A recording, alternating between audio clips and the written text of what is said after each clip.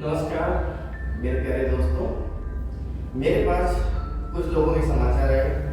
उन्होंने बोला कि थायराइड से रिलेटेड कुछ एक्सरसाइज या आसन आप बताइए।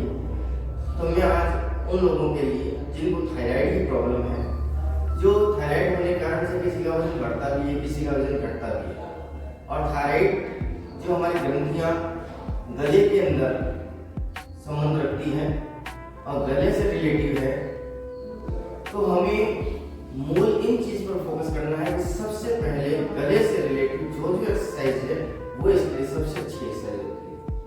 तो मैं कुछ योगा आसन या उपाय मैं आपको बता रहा हूँ, आप उसे करने का प्रयास करें। मैं अपनी क्षमता अनुसार, और मैं यह प्रयास करूँगा कि आप सभी मेरे प्यारे मित्र जल्दी से जल्दी आप लोग स्वस्थ रहें। तो सबसे पहले हम एक्सरसाइज प्रारंभ करें। आप किसी भी आसन के अंदर जिसमें बैठ सकते हैं, सुखासन, पद्मासन, वज्रासन, जिसमें भी जिस आसन में आप बैठ सकते हैं उस आसन का चयन करें। रीढ़ की हड्डी हमारी सीधी रहे। पहले श्वास भरते हुए हम पीछे की तरफ गर्दन को लेकर खिंचाव दें।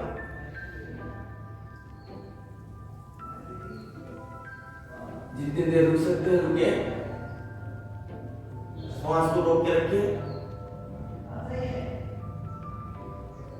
धीरे धीरे श्वास छोड़ते हुए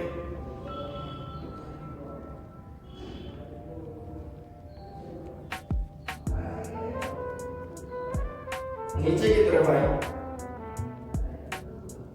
और नीचे झुकते समय आपकी ठोड़ी और छाती प्रयास किया करें कि ये दोनों को स्पर्श करने का प्रयास करें। आइए हम पुनः वो एक्सरसाइज करें।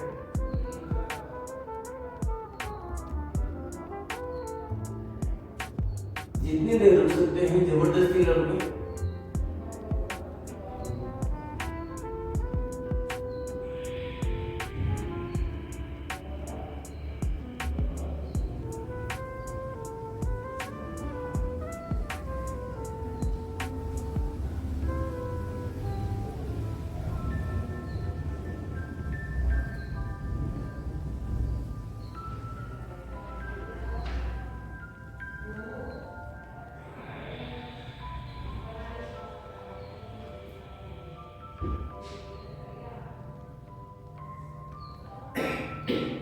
आप जब भी एक्सरसाइज करेंगे, हो सकता है थोड़ी सी खटखटाहट या थोड़ी सी खांसी आए, कोई दिक्कत नहीं है, आने दीजिए।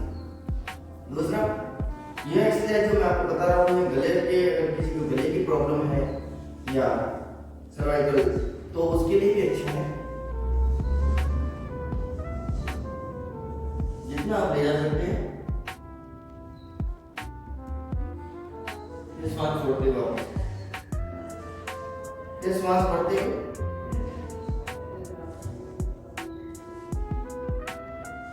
श्वास छोड़ते हुए। और अगर इस प्रकार से आप ज्यादा नहीं घुमा सकते तो कोई बात नहीं है, आप धीरे से हल्का से इसका सपोर्ट ले सकते हैं और दबाव, हल्का सा दबाव देते हुए जितना घुमा सकते हैं।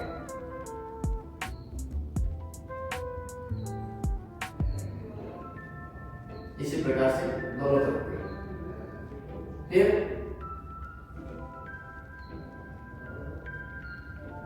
कान को इसे टच करने का प्रयास करें। टच होगा नहीं, लेकिन फिर भी आप प्रयास करें, जितना आप यहाँ पर तनाव दे सकते हैं। बहुत ज्यादा खिंचाव देने की जरूरत नहीं, सहज रूप से आप जितना दे सकते हैं, और इस प्रकार से आप हल्का सा सपोर्ट दे सकते हैं।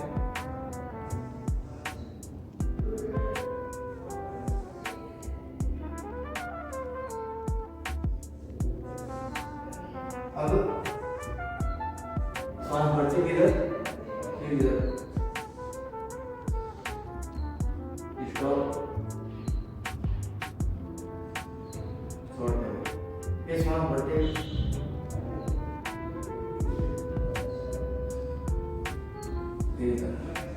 इस प्रकार से यह गर्दन की सामान्य एक्सरसाइज।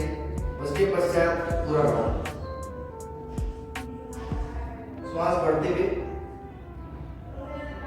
और श्वास छोड़ते हुए।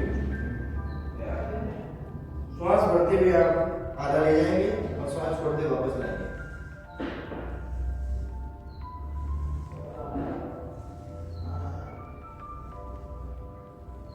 ब्लॉक एंटी ब्लॉक बनाएंगे।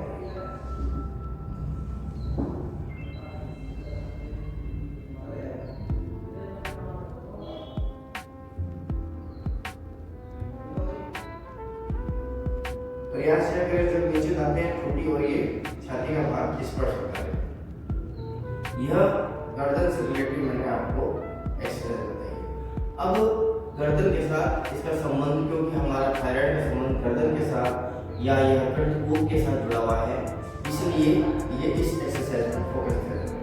दूसरा, उज्जाई प्राणायाम। उज्जाई प्राणायाम इसके लिए बहुत अच्छा होता है। जब आप उज्जाई करते हैं, उज्जाई में आप एकदम सीधे बैठे और अपने मुद्राओं को, ज्ञान मुद्रा या जो भी आप मुद्रा, प्राण मुद्रा या जो भी आप लगाना चाहते हो उस मुद्रा में बैठे। उसके पश्चात जब आप उज्जाई प्राणायाम में जब आप श्वास लेते हैं, तो श्वास लेते समय कंठकूप से आवाज आती है। आवाज अलग प्रकार से भी हो सकती है, कोई जरूरी नहीं कि आवाज जोर से ही आए, धीरे धीरे भी आ सकती है। बस यह होना चाहिए कि इसके ऊपर प्रेशर और खिंचाव होना चाहिए। आपको फीलिंग या वाइब्रेशन फीलिंग होनी चाहिए, जिसमें वाइब्रेशन या खिंचाव हो रहा है। हम उसको कैसे करें? देखिए, पहले सारा श्वास आप छोड़ दें बाहर, सांस निकाल दीजिए। अब धीरे धीरे श्वास को आप लेने का प्रयास करें। कैसे? कंठ से खिंचाव देते हुए, थोड़ा सा गर्दन को हल्का सा झुकाव रखें। अब श्वास लेते हुए बढ़ते हुए श्वास भरना है। श्वास कैसे भरें?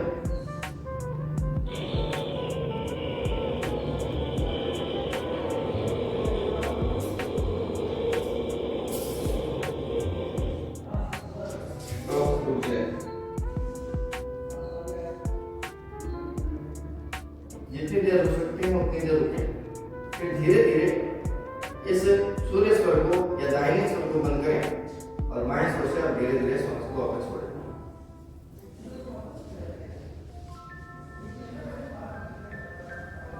फिर रिलैक्स।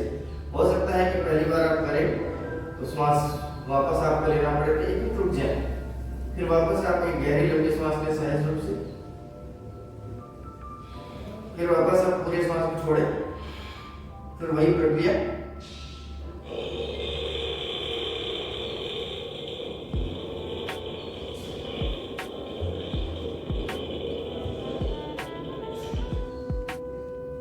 तो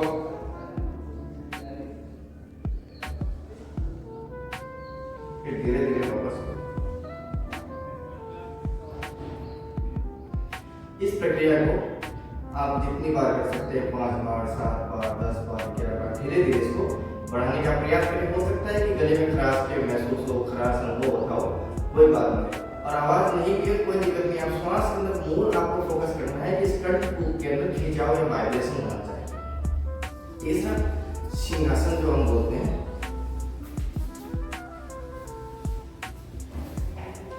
इस आसन के अंदर आप बैठे। ये दोनों पीछे के पैर हैं, ये अंदर रहेंगे, ये दोनों बाहर।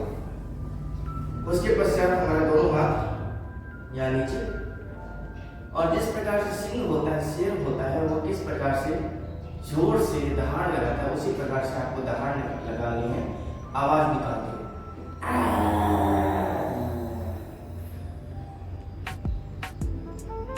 फिर रिलैक्स। जहां दहाड़ और तेज भी लगाई जा सकती है। फिर वापस श्वास भरें, फिर श्वास को जोर से बाहर निकाल दें।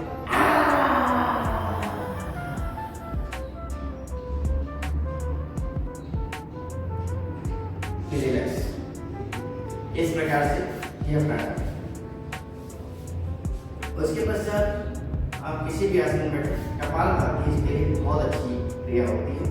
कपालभाति के अंदर हमको श्वास बाहर की तरफ छोड़नी है, और जितनी फोर्स के साथ आप छोड़ सकते हो उतने फोर्स से आप छोड़ने का प्रयास करें। और प्रारंभ में थोड़ा धीरे धीरे करें, उसके बाद अपनी स्पीड को बढ़ाने का प्रयास करें। और जिसके थायराइड के कारण वेट बढ़ रहा है, उसके लिए यह तो बहुत जरूरी है।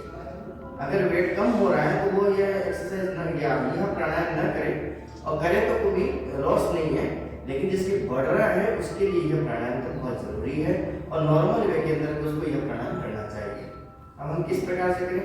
आप किसी आसन में बैठ जाए, इसमें बैठ जाएंगे, या पद्मासन में बैठ जाए, किसी आसन में आप बैठे। श्वास छोड़ने के ऊपर आपको फोकस करना है, लेने को नहीं। पहले प्रारंभ में धीरे धीरे,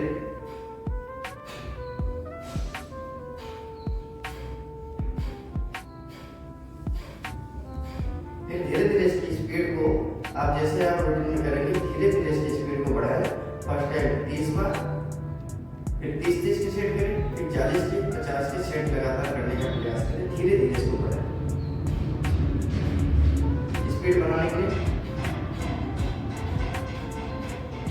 आपको ध्यान यहाँ पर रखना है, आपका सारा का सारा ध्यान श्वास को यहाँ से पेट के ऊपर आपको ध्यान इतना नहीं देना जितना आपको यहाँ पर देना कि यहाँ पर मेरे श्वास बाहर निकल रही है, आ रही है।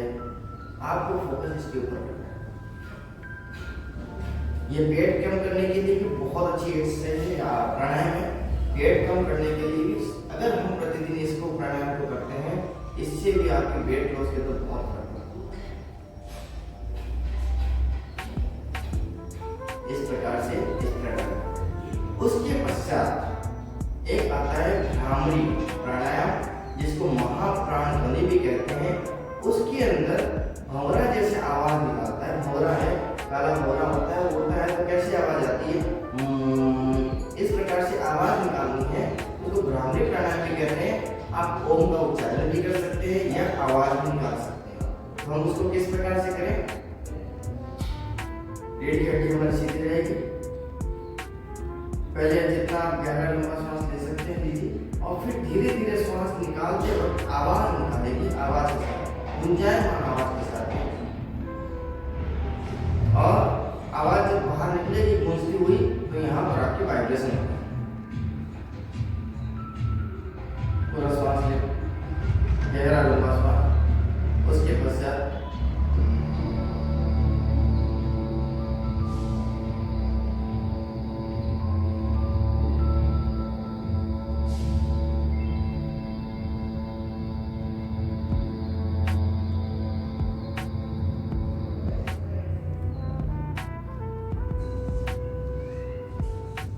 फिर गहरा लंबा श्वास।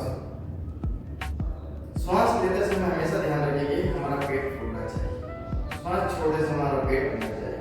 क्योंकि कई लोग ऐसे होते हैं जिनको भी श्वास लेने की प्रक्रिया भी पता नहीं। कितने लोगों को हम पूछते तो कहते हैं श्वास लेते तो हमारा पेट अंदर जाता है। आप छोटे से बच्चे को देखिए कि श्वास कैसे लेता है। ठीक जैसे बैलून है, उसमें हवा भरते हैं, फूलता है, हवा बाहर निकलती है, सीख हो जाता है।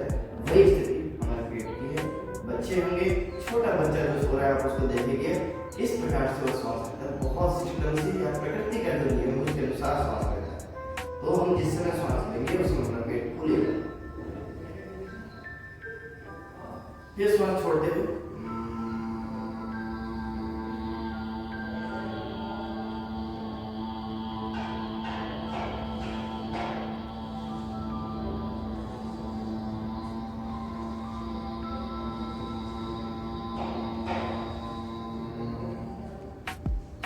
यह बैठ करके या आसन और प्राणायाम योगा क्रिया कर सकते हैं।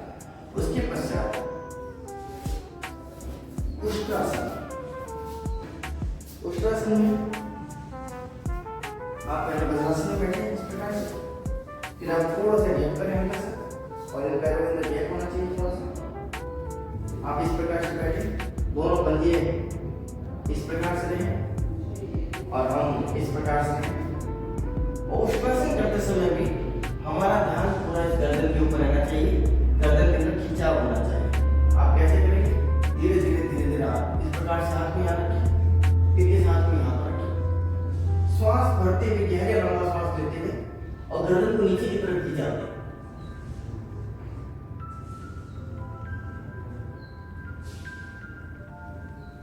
जितनी देर रुक सकते रुकिए, फिर धीरे धीरे वापस रिलैक्स। इसको आप जितनी बार कर सकते हैं, 2 बार 3 बार या 2-3 बार, ज्यादा करने की जरूरत नहीं है। उसके पश्चात जितनी देर रुक सकते हैं उतनी देर स्टॉप या रोकने का प्रयास करें। सो करके भी हम इसके लिए कुछ आसन कर सकते हैं। सो करके हम कौन से आसन कर सकते हैं, देखिए सर्वांगासन, हलासन, ये इसके लिए सबसे बेस्ट आसन है। सर्वांगासन हम कैसे करेंगे,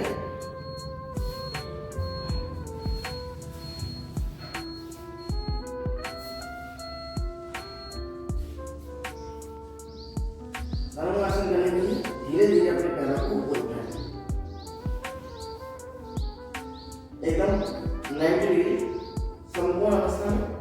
उसके पश्चात अपने दोनों हाथ आप इस प्रकार से नीचे रख सकते हैं, इसके नीचे यहाँ पर सपोर्ट दें थोड़ा सा। फिर धीरे धीरे आप 2-4 बार ऐसे करें। उसके पश्चात आप धीरे धीरे इन हाथों का सपोर्ट लेकर के दोनों तरफ से और यहाँ से भी पोस्टर को उठाते हुए यहाँ से धीरे धीरे उठाएं। कैसे उठाएंगे?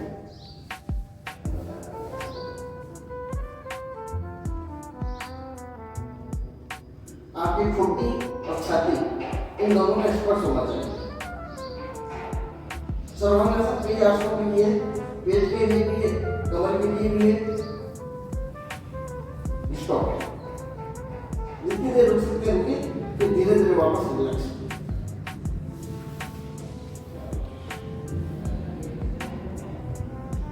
इसके पश्चात इस आसन के पश्चात हलासन, यह भी इसके लिए बहुत अच्छा आसन है।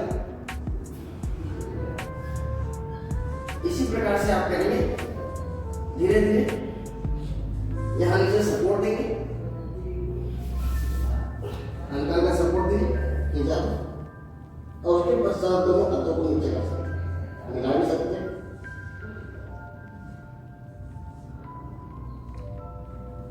फिर धीरे धीरे सपोर्ट देते नीचे।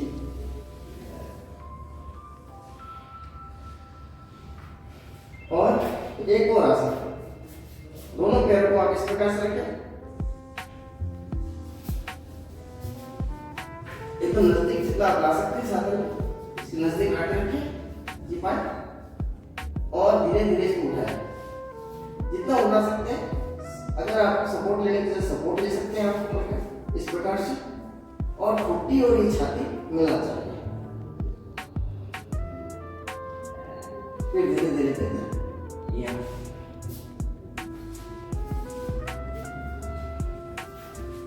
उसके साथ में आपको कुछ एक प्रयोग बता रहा हूं कि आप अपने हाथों के अंदर कुछ चिकना तेल, जैसे आलमंड का तेल है या और कोई भी, थोड़ा सा लेकर के हाथ में थोड़ा मालिश करके दोनों हाथों के अंदर मालिश करें हल्का सा। उसके पश्चात गर्दन को इस प्रकार से ऊपर खिंचाओगे, के पश्चात मालिश। यहां से आप लेते इस प्रकार से आप मालिश करें। उसके पश्चात पुनः वापस ले लीजिए, इस प्रकार से रखें, फिर इसे यह आप कर सकते हैं। और एक्यूप्रेशर थेरेपी के अंदर कहते हैं इसके कुछ पॉइंट्स होते हैं। तो पॉइंट्स एक्यूप्रेशर थेरेपी के अंदर अंगूठे के नीचे का पॉइंट्स, यह जो भाग है, इस भाग को इससे कंठ के साथ जोड़ा गया है। तो यहाँ पर इसके पॉइंट्स बताए गए, इस पॉइंट्स का प्रेशर कर सकते हैं यहाँ पर, और अंगूठे के अंदर थोड़ा सा आप मालिश भी कर सकते हैं इसकी, इस प्रकार से दोनों अंगूठे की। और यहाँ पर यहाँ मैंने कुछ थायराइड के लिए आपको बताया है। तो इसमें से जो जो क्रिया आप कर सकते हैं वह क्रिया अवश्य करिए, और हम चाहते हैं कि आप जल्दी से जल्दी स्वस्थ बने, ताकि आप और अच्छी तरह से जिंदगी को जी सकें। नमस्कार।